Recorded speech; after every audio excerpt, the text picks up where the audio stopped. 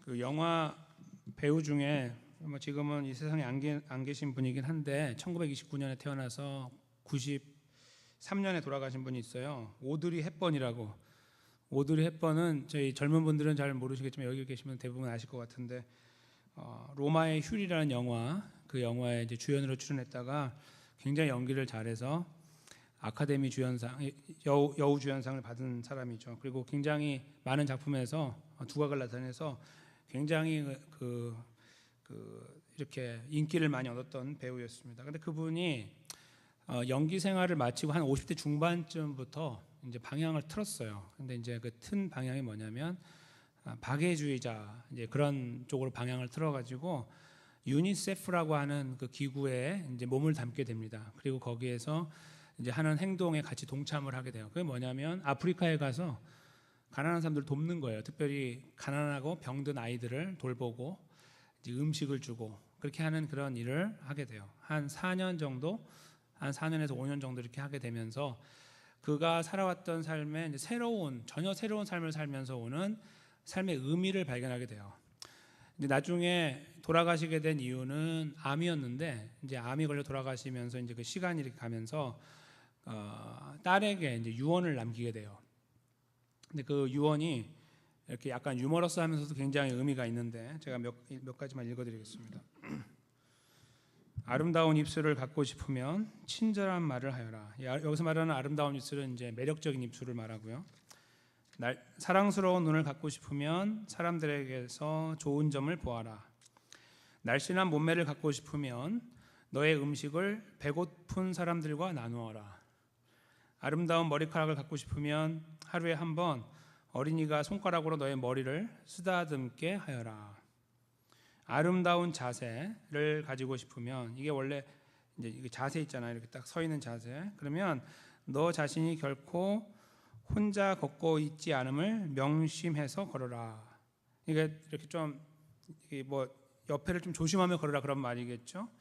이런 것들을 통해서 이제 앞의 내용들을 보면은 본인이 이제 그렇게 추구해 왔던 것들이에요. 미잖아요. 미, 아름다움. 그걸 추구하고 그것을 이루었던 사람이고, 그런데 이제 그것이 이루어지기 위한 과정이 자기가 걸어왔던 걸음하고 달랐다는 것을 알게 되는 거예요. 이제 삶의 마지막 부분에서. 그래서 그것을 자기 딸에게, 이제 그 딸도 엄마를 닮았으니까 뭐 미모가 뛰어나겠죠. 그리고 이제 그걸 추구하는 사람으로 살 수 있는데 그것을 바라보는 엄마의 입장에서 그렇게 하는 것이 아니다. 그것이 참다운 아름다움이 아니다.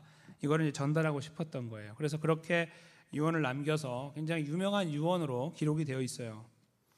근데 이 유언을 잘 보면 굉장히 훌륭한 유언은 분명한데 구조를 잘 보면은 이제 여기에 이게 구조가 굉장히 뚜렷하게 나타나요. 하나는 뭐냐면 조건이에요. 조건. 뭘 하고 싶으면, 영어로 if예요. 뭐 하고 싶으면, 그럼 어떻게 하면 되냐면 이렇게 하라 이거예요. 그러니까 조건과 결과를 말하는 거예요. 이렇게 하기 원하면 이렇게 하라, 이렇게 하기 원하면 이렇게 하라. 이렇게 전부 구성되어 있죠. 그렇게 하면 어떻게 해요? 된다는 거예요. 저희가 이 내용 속에서 오드리 헵번의 문제가 아니라 이 사람의만이 아니라 이런 내용이 사실은 저희가 갖고 있는 일반적인 유언의 모양이다라는 것을 알게 돼요. 유언을 보면 이렇게 해라 저렇게 해라. 왜요? 그러면 이렇게 될 것이기 때문에 이런 것들이 다 따라오죠. 그러니까 그냥 저렇게 한번 해봐라 하고 의미 없고 이유 없는 유언은 없어요. 그러니까 유언을 내리면 유언을 하다 보면 거기에는 무언가 그 다음에 나오는 대가가 있기 때문에 그것을 유언하게 되어 있습니다. 그래서 보편적으로 다 그런 건 아니지만 보편적인 유언의 모양은 조건과 결과로 구성이 되어 있는 거죠. 근데 저희가 오늘 살피려고 하는 이 유언은 이제 제목이 베드로의 유언인데 조금 더 우리가 다른 제목을 단다면 이상한 유언이에요. 이상한 유언. 왜냐하면 이 유언은 이 일반적인 방법을 따르지 않고 있기 때문이에요. 굉장히 중요한 유언인데도 불구하고 조건과 결과에 이렇게 매여 있는 유언이 아니에요. 그러니까 조건을 잘 지키면 결과가 좋다 하는 그런 유언이 아니라 굉장히 저에게 생소한 그런 유언으로 저에게 주어집니다. 저희가 이 내용을 잠깐 들여다보면서 도대체 어떤 의미에서 그런가? 그리고 이것은 우리에게 어떤 의미가 있는가? 왜 주님은 이 말씀을 지금 우리에게 하시는 것인가? 이 부분을 저희가 이 말씀 속에서 헤아려 보는 시간을 갖도록 하겠습니다. 오늘 이 이상한 유언의 시작은 이제 베드로후서 1장 앞부분인데 3절부터 시작하고 있어요.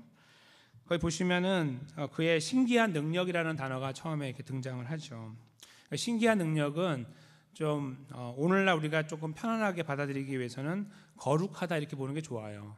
신비하다, 신기하다 그런 말들은 성경에서 번역을 할 때에 거룩하다 이렇게 그냥 바꾸는 게 좋아요. 아니면 영적이다 이렇게 바꾸는 것이 좋아요. 뭔가 이렇게 신비한 거 하면은 신기한 거 하면은 막 세상에 신기한 걸 생각하거든요.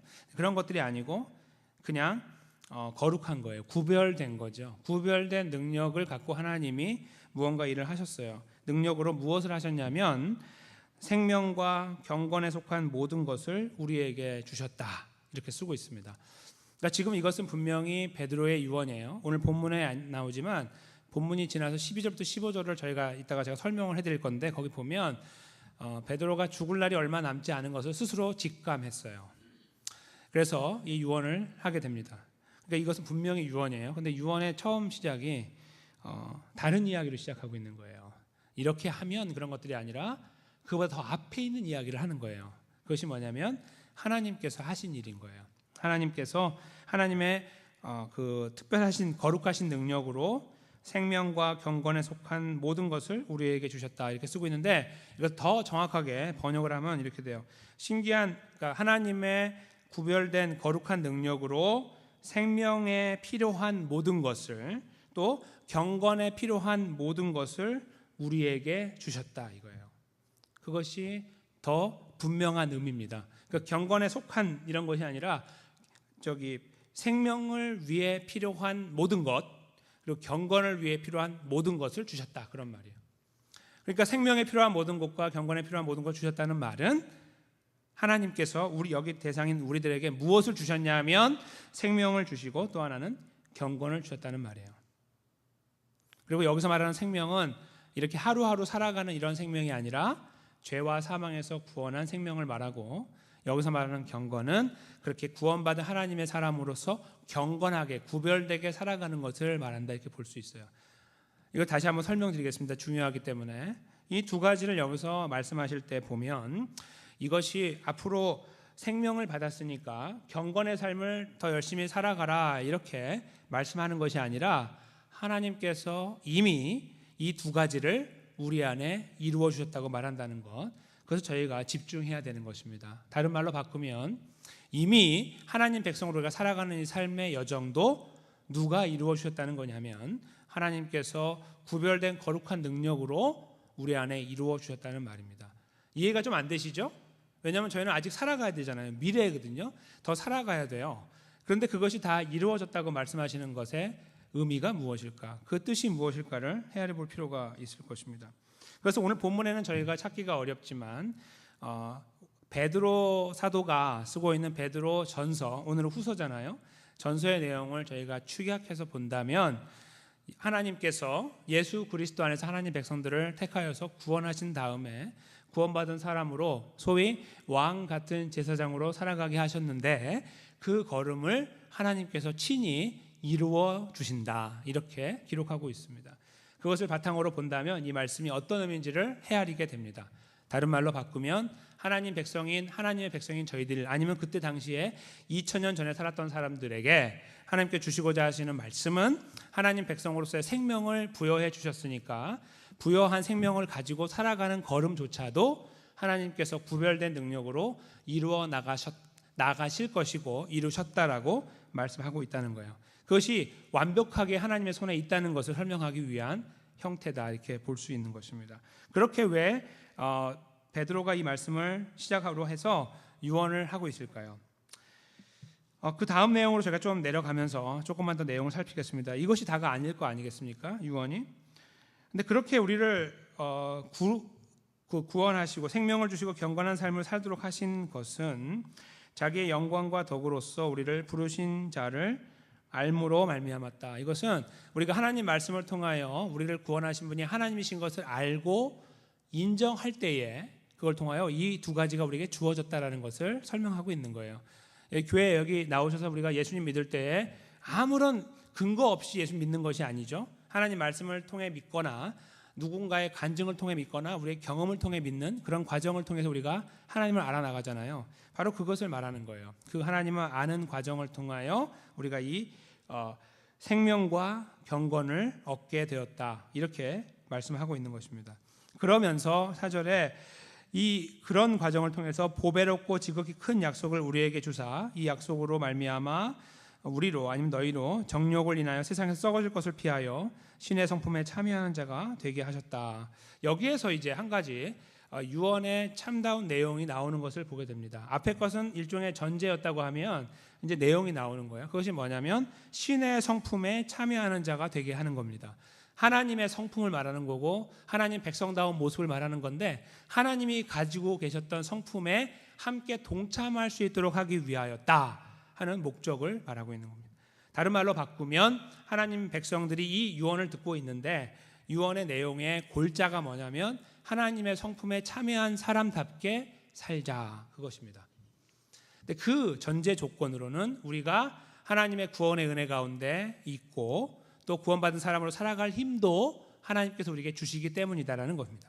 그 근거 위에서 그러면 무엇이요? 라고 물어볼 때에 하나님의 성품에 참여하는 삶, 그걸 삽시다라고, 살아라라고 권유하고 있다는 것입니다. 근데 그 반대되는 내용이 뭐가 나오냐면 정욕으로 인하여 세상에서 썩어질 것을 피하는 것이 나오죠. 그러니까 신의 성품, 하나님의 성품에 참여한다는 말은 보편적으로 세상에 살고 있는 사람들이 추구하고 있는 것을 떠나는 것을 말합니다. 보통 사람들이, 주님을 알지 못하시는 분들이 살아가는 삶에서 만나는 기본적인 욕심과 기본적인 성취, 그러나 결국 끝자락에 가면 썩어질 것, 그것으로부터 떠나서, 왜냐하면 그 자리에 우리가 같이 살아가야 될 사람들이 아니기 때문에 그 자리를 벗어나서 하나님의 성품을 가지고 있는 사람으로서 살아가야 된다 하는 것을 말씀하고 계신다는 것입니다. 그래서 그 성품에 대한 내용이 이제 나오는 거예요. 5절부터 7절에 8가지가 나오죠. 바로 뭡니까? 첫째는 믿음, 그 다음에 덕, 그 다음에 지식, 절제, 인내, 경건, 형제 우애, 사랑, 이 8가지를 표현하고 있습니다. 이 8가지가 첫째는 하나님의 성품이었고, 그리고 지금 하나님 백성이 된 우리들에게는 우리가 함께 그것을 추구하고 그 안에 참여해서 그런 모습을 이루어가야 되는 성품, 바로 그것으로 저희들에게 말하고 있다는 거예요. 이 유언을 이제 서서히 유언이 보여지기 시작하시죠. 어떤 유언인지, 결국 하나님 백성으로서의 삶을 잘 살아야 되는데 그 내용은 막연하게 잘 사는 것이 아니라 하나님의 성품을 우리가 배우고 그것을 우리 삶 속에서 하나하나 이루어 나가는 과정을 통해서 나타나고, 근데 그 내용은 이렇게 뭉뚱그려 있는 것이 아니라 구체적으로 나누어져 있다는 거예요. 8가지 모양으로 나누어져 있고 그것을 우리들이 하나하나 타협하지 아니하고 추구해 나가야 하는 것, 그것을 지금 유언의 골자로 주고 있다는 것입니다. 근데 여기서 말하는 사랑은 무엇을 말할까요? 저희가 하나님 말씀을 읽으면서 접하게 되는 사랑이라는 단어를 볼 때 항상 꼭 기억하셔야 되는 것은 우리가 가지고 있는 일반적인 사랑을 말하지 않아요. 하나님께서 우리에게 보여주신 사랑을 항상 가지고 말씀합니다. 그러니까 먼저 우리가 그 하나님의 사랑을 알아서 안 만큼 그 사랑을 할 수 있는 겁니다. 그 사랑을 아는 것이 적으면 그 적은 만큼만 사랑하게 되어 있습니다. 그리고 그 적으면 세상의 사랑처럼 사랑하게 되어 있습니다. 그리고 적으면 조건적으로 사랑하게 되어 있고 이기적으로 사랑하게 되어 있습니다. 그래서 여기에서 이 모든 그 덕목과 성품의 마지막에 하나님의 사랑을 리마인드하도록, 기억하도록 도와주는 겁니다. 고린도전서 13장은 사랑장이죠. 그 마지막 부분에 보면 믿음, 소망, 사랑이 있을 것인데 그 중에 제일은 사랑이라고 표현하는 말씀을 저희가 귀담아 들어야 될 것입니다. 바로 같은 맥락에서 볼 때에 오늘 여기에서도 마지막에 사랑을 더하라고 하는 것은 강조하고 있는 것이고, 그 하나님의 사랑을 리마인드, 기억해서 그 삶을 따라가고 그것이 우리 삶에서 계속해서 보여지고 나타나게 되는 것이 중요한 것을 설명하고 있다는 것입니다. 근데 그것이, 그러한 8가지 모양들이, 그러한 성품들이 우리 삶에 가득할 때가 바로 8절이에요. 그렇게 가득하게 되면 이게 흡족한즉 그런 표현이 있잖아요. 그러면 우리가 어떻게 되냐면 더더욱 예수 그리스도를 알기에 게으르지 않고 열매를 맺게 돼요. 그런데 반대로요, 그렇게 하지 않는 것이 9절에 나오는데요, 그렇지 않을 경우는 이런 것이 없는 자는 소경이라고 설명하죠. 그러니까 시각장애자라고 설명하는 거예요. 근데 그 시각장애를 통해 발생하게 되는 결과가 뭐냐면 원시치라는 거는 멀리 본다는 말이거든요. 원자 해가지고 멀리 보는 것을 하지 못한다. 멀리 보지 못하고 눈앞에 있는 것만 본다는 겁니다. 눈앞에 있는 작은 이익들만 본다는 거죠. 당장의 문제들만 보는 거고 큰 그림을 그리지 못하는 거예요. 그렇게 하지 못한다고 말하며, 그래서 무엇을 잊게 되냐면 그의 옛 죄가 깨끗하게 되었다는 사실을 잊게 된다는 말입니다. 무슨 말씀이냐면 아까 처음 3절에 하나님께서 하나님의 구별된 능력으로 하나님 백성들에게 구원을 주시고 생명을 주시고 그 다음에 경건을 주셨다고 했는데, 하나님 백성의 삶도 주셨다고 했는데, 그 부분에서 특별히 경건의 문제를 지금 설명하고 있는데, 경건의 문제에서 제대로 하지 못하는 경우에 어디까지 영향을 미치냐 하면 그 사람의 마음속에 자신의 구원의 문제까지도 영향을 미친다는 거예요. 근데 이것은 단순히 자기 자신에게만 있는 문제예요. 하나님께서 그 구원의 문제를 취소하거나 변경하거나 없이 하지 않고 본인 스스로가 그런 자괴감에 빠지는 거예요. 자기 삶을 제대로 추스리지 못하고 하나님의 성품을 담지 못하는 가운데 오랫동안 가다 보면 어느 순간에 이런 질문을 하는 거예요. 내가 이래서 구원받았나? 이런 질문을 하는 거죠. 자기 스스로가 그 올무에서 헤매이게 되는 거예요. 자기 삶을 볼 때에 너무 연약하다는 스스로의 판단 아래 자기가 그렇게 자꾸 주눅이 들어가는 거예요. 그것은 이제 좀 좋은 의미고요. 나쁜 의미는 이런 삶들을 추구하지 않고 포기해 버리는 거예요. 그래서 원래 내 멋대로 사는 거예요. 하나님이 나에게 그렇게 이걸 이렇게 해야 된다라고 말씀하시는 것은 한 귀로 듣고 흘러버릴 수밖에 없어요. 왜냐하면 내가 그렇게 하기가 어려우니까라고 스스로 이유를 가지고 있는 거예요. 그러니까 좋게 말하면 스스로가 혼자 힘들어하는 문제에 빠지게 되고, 그리고 조금 더 나쁘게 말하면 주변 사람들과 관계 속에서 하나님의 성품을 담지 못하는 모습을 그냥 다 오픈해 버리게 되는 겁니다. 오늘 본문에 나와 있는 것처럼 믿음이 있는데 믿음에 덕을 더하지 못하여 문제가 생기고, 또한 덕에 대하여 지식을 더하는 문제, 덕과 지식과 믿음의 문제는 사실은 정적인 문제, 그러니까 지정의의 문제가 이렇게 연결되어 있는 것들이에요. 그러니까 지식이 많은 사람은 교만하게 되는 거고, 없는 사람은 주눅이 들게 되는 것이고, 그런 거죠. 아니면 감정이 충실한 사람들은 감정이 많은 것, 경험에 대해서 자랑하게 되고 이런 것들을 말하는 거예요. 그러니까 절제하지 못하는데 그걸 절제가 필요한 것이고, 인내해야 되는 인내가 필요한 것이고, 때로는 경건의 모습을 우리가 유지해야 되는데 그러지 못하는 거예요. 형제 우애는 물 건너가고 사랑이라는 것은 아예 저기 멀리 가 있는 거죠. 그런 것들을 우리가 그래서 추구하지 못하고 살아가지 못하게 되면 스스로가 올무에 빠져서 계속 나락으로 떨어지는 그런 가운데 있게 되는 거예요. 그래서 9절 말씀은 그렇게 살면은 지옥 갑니다, 그걸 말하는 것이 아니라 그런 사람들은 구원의 감격과 감사를 경험하지 못하고 삽니다. 그 감사한 자리에 서지 못하여 헤매이고 삽니다. 하나님 백성으로서 마땅히 견고하게 서 있어야 되는데 그러지 못하고 자기 구원의 문제까지도 내가 이래서 구원받았나? 이런 질문을 하는 그러한 연약한 가운데 빠지게 됩니다 라고 말씀하고 있는 거예요. 그러므로 8절의 말씀처럼 그렇게 하지 아니하고 그 지식이 풍성하고 그 성품이 풍성하게 우리 안에 이루어질 수 있도록 해야 됩니다. 열매가 맺혀질 수 있도록 해야 됩니다. 이렇게 이 베드로가 그 후대 사람들에게 말씀을 주고 있는 거예요. 그러면서 10절과 11절에 보시면 이제 결론적인 부분이, 유언의 결론적인 부분이 나오는데 부르심과 택하심을 굳게 하라라는 표현이 나와요. 부르심과 택하심, 이것은 그냥 하나로 딱 뭉뚱그려 갖고 말하면 구원이에요.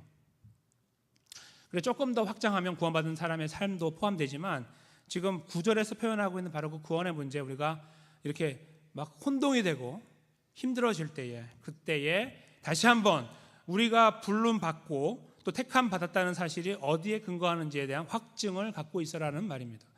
그것은 우리가 그렇게 하나님의 성품을 잘 닮아서 살아가고 있기 때문에 구원이 주어지고, 그렇게 하지 못하기 때문에 구원이 없어지고, 그런 것이 아니라 바로 이미 3절에서 본인이 분명한 전제로 말씀한 것처럼 하나님께서 구별된 그 하나님의 능력으로 예수 그리스도 안에서 생명을 주시고 경건을 주셨다는 사실, 특별히 생명을 주셨다는 사실에 집중하도록 그렇게 다시 이렇게 인도해 나가는 거예요.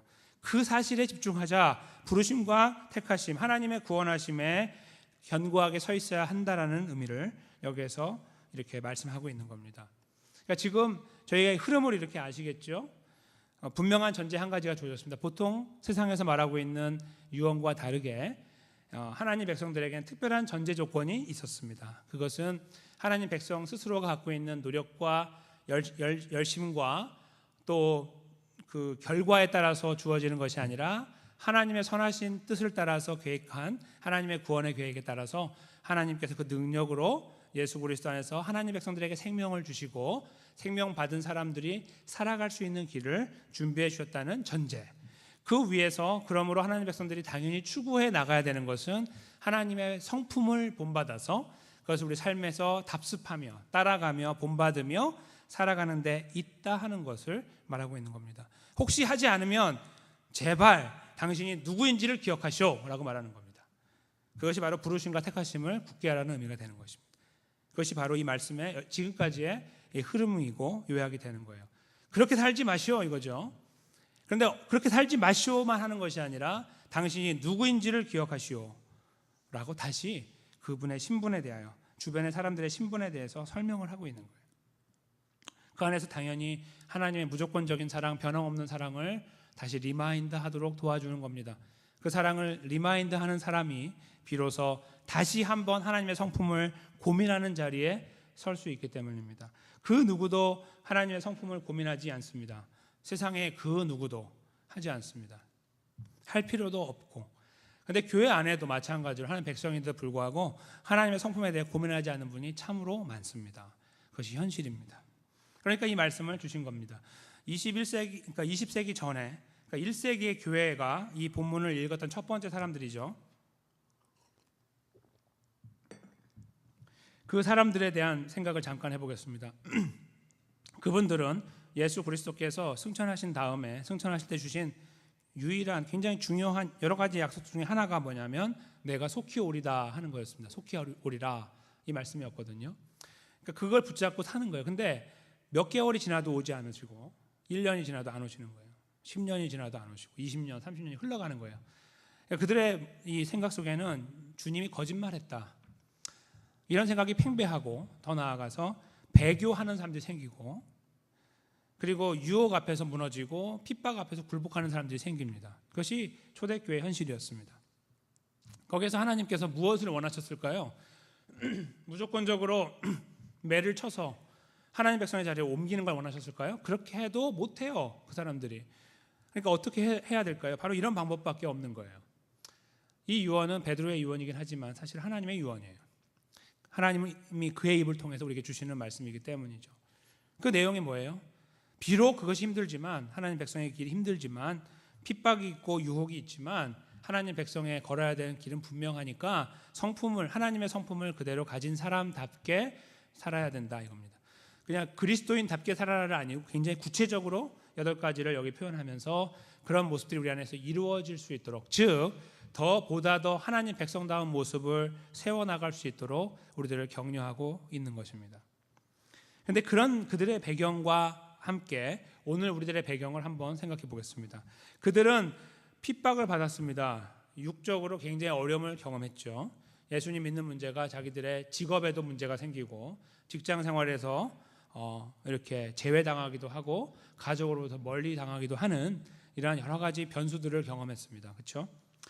근데 그들과 우리가 분명히 다르지만 오늘날의 삶을 한번 저희가 헤아려 보면 굉장히 흡사한 시간 속에 있음을 저희가 알게 됩니다. 어떤 의미에서 그러냐면 저희는 분명히 핍박을 받고 있는데 보이지 않는 핍박이 참 많습니다. 영적인 핍박이라고 그럴까요? 보이지 않는 핍박이 많은데 어떤 것이 있냐면 예를 들어 보면 요즘에는 미국에서 동성 연애자가 목사에게 와서 우리 결혼할 테니 줄에 서 주쇼 했을 때 거부하면 문제가 생기죠. 법을 어기게 되는 그런 상황에 맞닥뜨리게 됩니다. 시민으로서 지켜야 되는 법을 어기게 되는 거죠. 예를 들면 그런 거예요. 그런 것들이 바로 핍박입니다. 눈에 보이진 않아요. 굉장히 살기 좋습니다. 그런데 갑작스럽게 주어질 때 감당할 수가 없습니다. 성도님들 삶도 마찬가지입니다. 삶에서 매일매일 우리가 접하는 일들이 많아요. 사람을 대하거나 관계를 형성하거나 아니면 신문을 보거나 인터넷을 보거나 그렇죠? 근데 우리가 그런 여러 가지 잡다한 일들 속에서 중요한 일들 속에서 계속 우리들의 마음에 스쳐 지나가는 생각들이 많아요. 막 갑자기 누가 싫어지거나 미워지거나 또 일들이 막 갑자기 하기 싫어지거나 게을러지거나 그런 여러 가지 다양한 생각들이 주어집니다. 그렇죠? 그리고 있잖아요. 이제 우리가 크리스마스를 부를 때도 보면은 사회적인 현상을 보면 예전에는 캐시어 이렇게 뭐 물건을 살 때 캐시어도 그렇고 물건을 주는 그분도 또 결제하는 그분도 전부 다 메리 크리스마스를 인사의 내용으로 삼았죠. 근데 요즘에 급격하게 바뀌는 것은 뭐죠? 해피 할러데이로 바뀌었습니다. 물론 어떤 분은 억지로 이렇게 하는 분도 계시지만 그것을 강요할 수 없게 됐습니다. 왜 크리스마스인데 할러데이라고 부르세요라고 말하면 문제가 생기죠. 이런 것들이 다 우리에게 지금 주어지고 있는 보이지 않는 핍박이죠. 그래서 21세기 전, 그러니까 2000년 전이나 지금이나 저희는 내용과 그 어떤 그 내용과 상황과 그 정도는 다르지만 우리에게 똑같은 상황들이 주어져 있습니다. 그래서 그런 상황 속에서 이들이 경험했던 것처럼 우리도 똑같은 시간들을 지나가고 있을 수 있다 이렇게 볼 수 있는 거예요. 그러면 8가지 모양들을 잘 보면요. 어떤 것인지를 저희가 알게 되는데 그건 뭐냐면 대부분 상대방을 향한 거예요. 그렇죠? 우리 그리스도인들로서 우리는 좀 우리가 받고 싶은 게 많잖아요. 하나님께 좀 주시면은 내가 받아 누리고 싶은 것이 많은데 여기 본문의 내용을 보면은 다 나누어 주고 보여주고 상대방을 향한 것들이 있어요. 그런 부분에서 이들도 21세기 전에 이들도 또 21세기 후에 지금도 저희는 힘들어합니다. 이거 해봐야 뭐하냐 이거죠. 이거 하면은 뭐 밥이 나와요? 이거 하면 집이 나옵니까? 성공합니까? 그렇지 않아요. 이거는 아무리 하면 할수록 손해보는 거고 아무것도 나에게 이득이 되지 않는 것일 가능성이 많아요. 그리고 심지어는 내가 그렇게 했는데도 상대방은 나에게 오해하고 나를 힘들게 해서 내가 더 상처받게 할 수도 있어요. 그런 것들이에요. 이 덕목들이. 근데 그 내용을 여기에다 심어 놓으면서 그것이 하나님 백성들이 추구하고 따라가야 될 거라고 말씀하시니 당시에 그 1세기의 성도들이나 아니면 2000년 뒤에 살고 있는 저희들이나 그 누구도 할 거 없이 이 말씀이 그렇게 탐탁지 않다는 거예요. 편안하지가 않고 질문이 생기는 거예요. 왜 이런 말씀을 주시나? 차라리 그렇게 힘든 상황들에게는 막 위로를 막 퍼부어 주시면 좋은데 잘 될 것이다, 복 받을 것이다, 승승장구할 것이다, 뭐 이렇게 해주면 얼마나 좋을까? 근데 왜 이런 말씀을 해서 오히려 뭐 해결이 아니라 더 부담만 되게 하는 것일까? 이런 생각을 저희가 해보게 됩니다. 근데 이런 과정을 이제 마무리하는 11절에 보시면 이렇게 그런 성품들, 이 하나님의 허락하신 구원의 은혜를 감사하고 그걸 이해하고 그 기억하면서 동시에 하나님 백성의 걸음조차도 하나님이 책임져 주시니까 하나님만 믿고 하나님의 성품의 자리에 서라 하는 말씀을 지켜나갈 때에 곧 구주 예수 그리스도의 영원한 나라에 들어감을 넉넉히 너희에게 주시리라 이렇게 말씀을 맺고 있는 것이죠. 이것은 그것을 꼭 지켜야만 들어간다 그런 의미가 아니라 우리가 있잖아요. 한번 상상을 해보시면 돼요. 하나님 백성으로서 구원받았는데 하나님의 성품에 대하여 무시하고 살아요. 평생을. 그렇게 해서 마지막에 숨을 거둘 때 그에게 그가 구원을 받지 않는 것이 아니라 구원을 받지만 그의 마음속이 얼마나 불안하겠습니까? 그동안 살아오시면서도 이미 하나님 백성으로서의 정체성을 다 상실하고 살아왔는데 그 마지막 순간에 얼마나 불안하겠어요. 자기 구원에 대해서. 넉넉하게 들어가지 못하죠. 들어가긴 들어갔는데 넉넉하고 여유 있게 확신 가운데 감사함을 눈을 감지 못해요. 그런 것을 오히려 여기서 빗대어 말하는 거예요. 오히려 반대로 힘들지만 그 자리에 서는 것에 대해서 기도하며 주님의 은혜를 구했던 그러나 굉장히 실패하고 좌절하지만 끝까지 그 하나님의 성품에 대하여 고민하며 달려가는 사람들에게 하나님께서는 그 마음에 위로와 평안을 주시고 격려하셔서 마지막에 그 걸음까지도 지키시고 인도하실 것이라는 그런 말씀이라고 저희가 이 마지막 절을 해석할 수 있어요. 여기에서 저희가 이제 한 가지 생각하게 되는 것이 아까 세상에서 표현하고 있는 유언과 이 내용이 다르다는 것인데요. 오드리 헵번의 유언처럼 뭐뭐 하면 뭐뭐 한다. 이렇게 해봐라. 그럼 저렇게 된다. 이렇게 하고 싶냐? 그럼 이렇게 해라라는 조건과 결과절로 주는 것이 아니라고 말씀드린 것을 기억하십시오. 오늘 본문에서 저희는 그것을 그런 냄새를 좀 비슷한 걸 찾아보는 것 같긴 하지만 전체 흐름에서는 결코 그것을 보지 않고 여기 유일한 굉장히 특별한 것을 보게 됩니다. 다른 말로 바꾸면 이 유언을 주시는 분이 유언을 보증하고 있다는 거예요. 유언을 받으면요, 보통 유언은 누구 것이냐면 남겨진 사람 것이에요. 돌아간 사람이 그 유언하고 무슨 관계가 있어요? 그래서 어떻게 뭐 살아서 계속 뭘 할 거예요? 못 하잖아요. 그러니까 우리가 그걸 받아 정신을 받아서 지키는 건데 버든이 다 누구한테 오냐면 남겨진 자들에게 오죠. 근데 이 여기에서 보여주고 있는 하나님 백성에게 주어지는 유언은 달라요. 왜냐하면 이것은 저희들에게 어깨에 주어지는 버든이 아닙니다. 짐이 아니에요. 이 본문에는 분명히 우리들의 구원과 구원받은 사람의 삶 자체가 하나님의 손 안에서 이루어졌다고 말하고 있기 때문입니다. 여기에서 많은 분들이 오해하셔서 이런 생각합니다. 그러면 뭐 더 이상 할 게 뭐가 있냐, 흥청망청 살다가 천국까지, 이렇게 말하는 정말 이 생각이 짧으신 분들이 계시죠. 하나님의 은혜를 제대로 이해하지 못하는 분들은 그렇게 이야기합니다. 근데 여기에서 지금 이제 제가 한 번 더 여기서 강조하고 싶은 내용이 바로 여기가 연결되기 때문에 말씀을 드리는 겁니다. 지금 이것이 왜 이 말씀이 저희들에게 의미가 있고 가치가 있냐 하면, 이 유언을 주신 분이 유언을 책임진다는 거예요. 근데 유언을 책임진다는 말씀을 한번 이렇게 생각해 보세요. 지금 여기에 주어지는 8가지의 하나님의 성품을 저희가 잘 생각해 보면요, 이게 언제 작동했는지, 언제 그것을 하나님께서 발휘하셨는지, 사용하셨는지를 알게 됩니다. 그게 언제냐면요, 우리를 구원하실 때예요. 잘 생각해 보세요. 8가지 내용을 저희가 딱 보면서 이거 되게 어려운 거네라고 생각했던 그런 것들, 끝자락에 같은 사랑이라는 게 딱 있잖아요. 하나님이 이 8가지 성품을 언제 사용하셨냐면 우리를 구원하실 때 사용하신 거예요. 저희가 이 8가지 성품이 그렇게 하나님이 우리에게 구원을 베푸시기 위해 사용했다는 것을 알고 이해할 때 저희들의 생각은 바뀌게 돼 있습니다. 8가지는요, 저희들에게 의무가 아닌 거예요. 그 8가지의 성품에 대해서 하나님이 나를 그렇게 사랑했다는 것을, 그렇게 참으셨다는 것을, 그렇게 인내하셨다는 것을, 자기를 컨트롤하면서 그 억제하시는 것, 그 분노를 억제하면서 끝까지 우리를 참으셨던 그 하나님, 바로 그 성품을 우리에게 보여주시며 그리로 우리를 초대하고 계시는 거예요.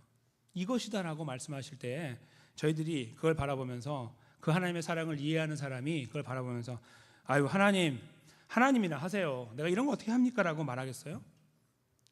그렇게 성의 없이 가볍게 말하겠습니까? 하나님 어차피 저 구원받았는데 내버려 두십시오라고 말하겠습니까? 아니에요. 그렇게 할 수가 없는 거예요. 그걸 제가 말씀드렸죠. 이해한 만큼 그만큼 고민하는 겁니다.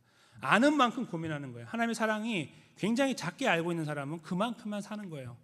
어쩔 수가 없는 거예요.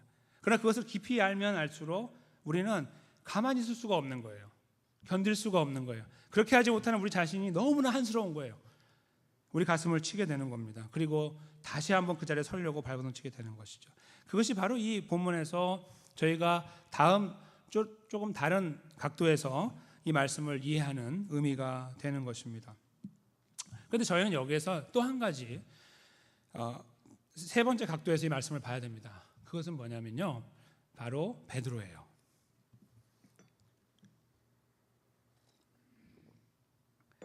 이 말씀을 하고 있는 베드로는 승승장구했던 사람이 아닙니다. 인류 역사에 가장 큰 흠집을 남겼던 사람이죠. 주님 돌아가실 때에 누가 따라가랬습니까?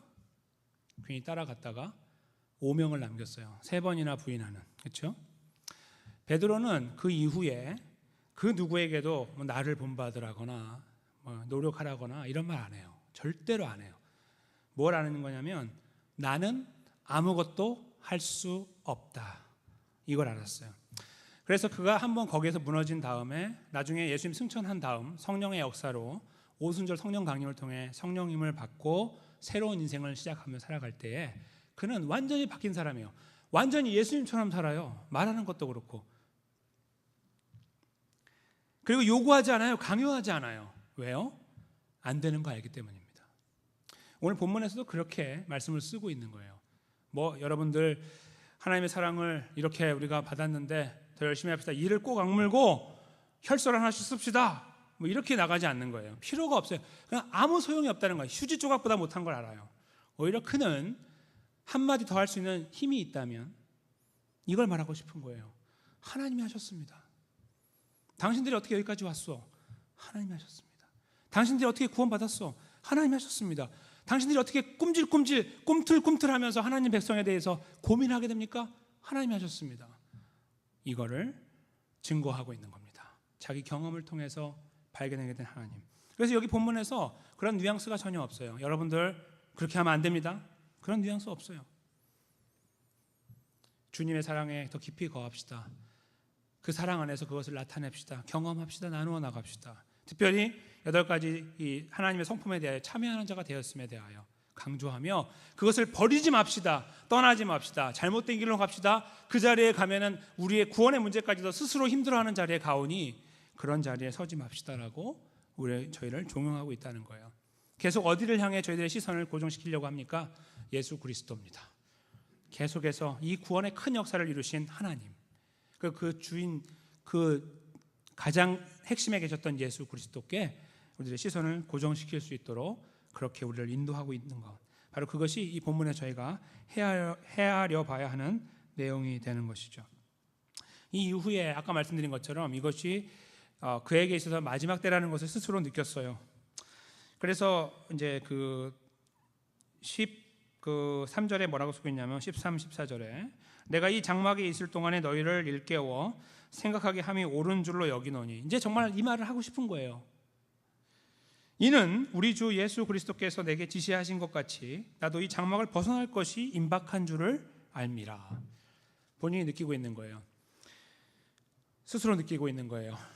예수님께서 베드로와 제자들을 만나셨을 때에 마지막으로 네가 나를 사랑하느냐라고 베드로에게 개인적인 질문을 3번 하셨죠.